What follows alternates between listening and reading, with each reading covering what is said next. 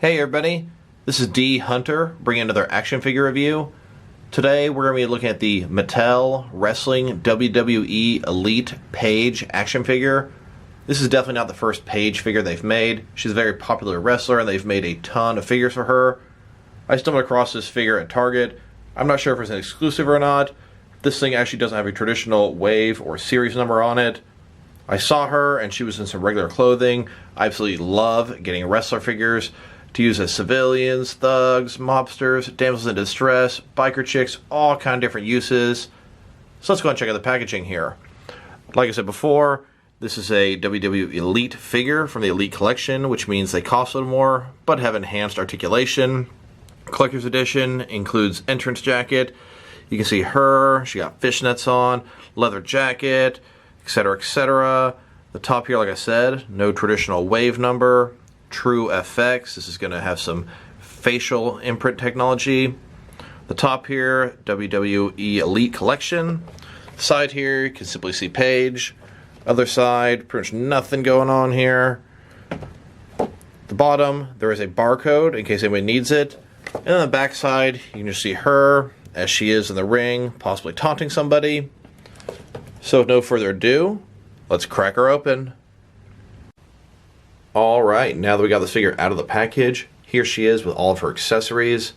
The only true accessory she comes with is a rubber soft goods leather jacket with a hood on it. This item is removable.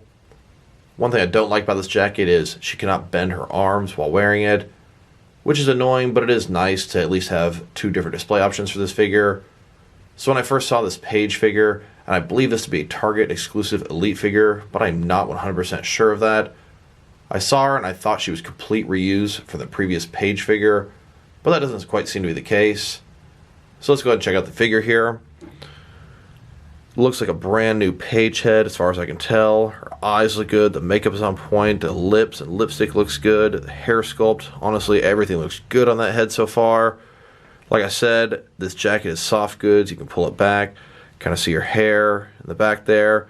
Speaking of her jacket, this thing has a lot of bumps on it, a lot of texture. I do like the way they made it. I just wish somehow they could figure out how you could bend her hands inside of here. She's got her purple and black sort of tank top, little necklace there, nice belt with her shorts, got fishnets on there. Fishnets always sexy in my eyes. Some knee pads that possibly are removable. I was unable to pull them down past her feet. I'm sure if I popped her feet out by heating her up, I could take them out. So I don't really think they're intended to be taken off. You see the back here. Overall, looking pretty good. Like I said before, I thought she was reused, but it looks like she's a lot of brand new parts.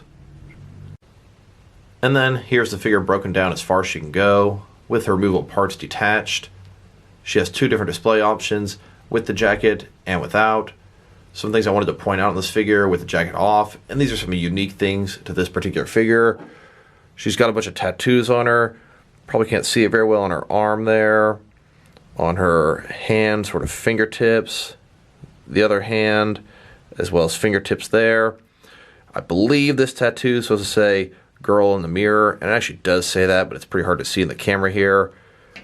On the front of her hands, and you can't really put them together like Paige normally would. This is a mandala between the two fingers. They connect together to make sort of a circle. I believe this here is supposed to be an anchor. And then I believe this here says NFB.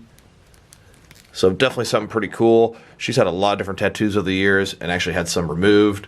I'm not sure if this is her current modern look or one of her different various looks over the years. And then just a quick closer look at her jacket here. Here's how the inside looks, pretty much unfinished. It's a hood there, it's going to accommodate her big hair, pretty large size hood.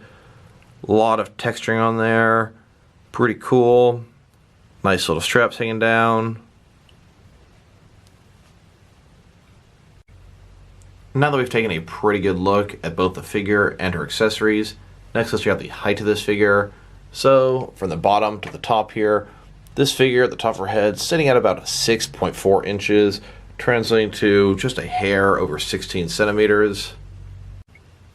Next, let's check out her articulation. So starting with her head here, course, it's going to be able to rotate from side to side. Looks like her hair is soft enough to be able to go over her shoulders, so it could go all the way around. She can go up, really not too much at all, and down just a hair. Shoulders on a ball joint, they can go out more than 90 degrees, which is pretty nice. Up, down, around, all that fun stuff. She's got a bicep cut below that.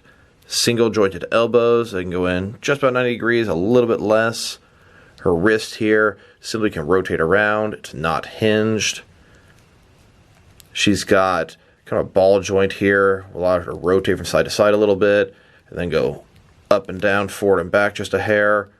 Traditional waist swivel below that. Her legs got about that far, a little bit disappointing. I expected them to go further. Ball joint inside of here. Then go forward, really not very much. And then back, not at all. She's got a thigh cut. Single jointed knees. You can actually pull the knee pads down a little bit and kind of see what they look like.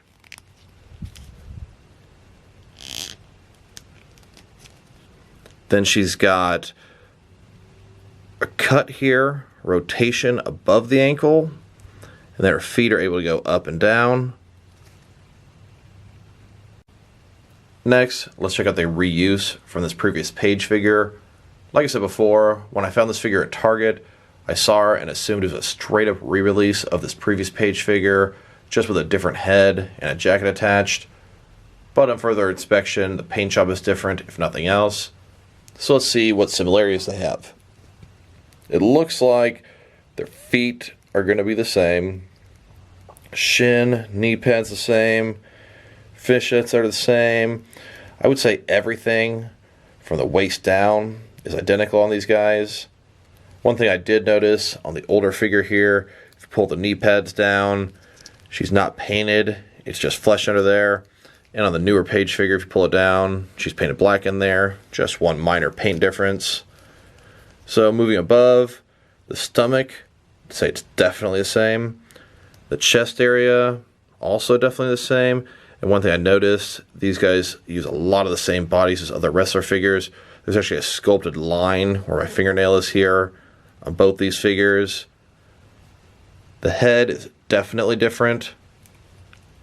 I would say the shoulders and arms, they really look to be pretty much the same. The hands are different. She's got a gripping open hand and she's got a fist. And beyond that, honestly, I would say they are exactly the same, minus the head and the paint job. And next, let's check her out compared to some other action figures, starting off with some other Paige and wrestling figures. Here are all the different Paige figures I have in my collection. On the left here, we've got this Target exclusive WWE Elite figure. Then we've got a zombie Paige. Then we've got the first Paige release. Looks like I ended up getting two of these figures. Kind of think that was an accident. Didn't realize I already had her and got her again. I've seen that figure for cheap so many times. There is another Paige similar to the one on the far right, but she's got kind of a pink or red and black outfit instead of the blue and black. Here she is next to a bunch of other recently released female Mattel wrestling figures. And here she is next to a few recently released male wrestler figures. And then here next to a bunch of other Mattel wrestling figures, both basic and elite. Next, let's check her out compared with some different action figure lines from various companies to see how she fits in both scale and style wise, in case you want to know which lines you can mix her with. Here she is with some DST or Diamond Select toys. And here she is next to some McFarlane Toys action figures. Then next to some NECA figures. And then here she is next to some DC Direct and DC Collectibles action figures. And then here she is next to some Mezco 1/12 cloth soft goods figures. Then next to some Mattel DC Universe Classics and Multiverse figures. And then next to some Mafex figures. Here she is, next to some Hasbro, Marvel Legends. And then next to some SH Figure Arts action figures. Then next to some Jazzwares figures. So overall, this is a decent figure. I'd say her head sculpt and paint job is better than the previous Paige figures.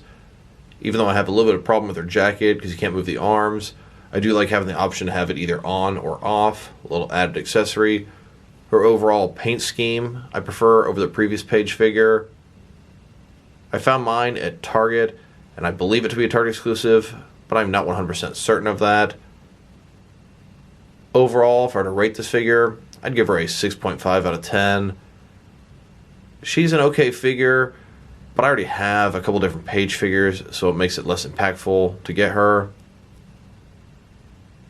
So this is D Hunter. Thank you guys for watching this video. If you liked the video, press like below. If you have anything you want to say about the video, add it to the comment section.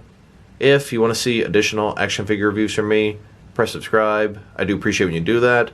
Once again, this is D Hunter. Thank you guys for watching this video, and I'll talk to you guys real soon.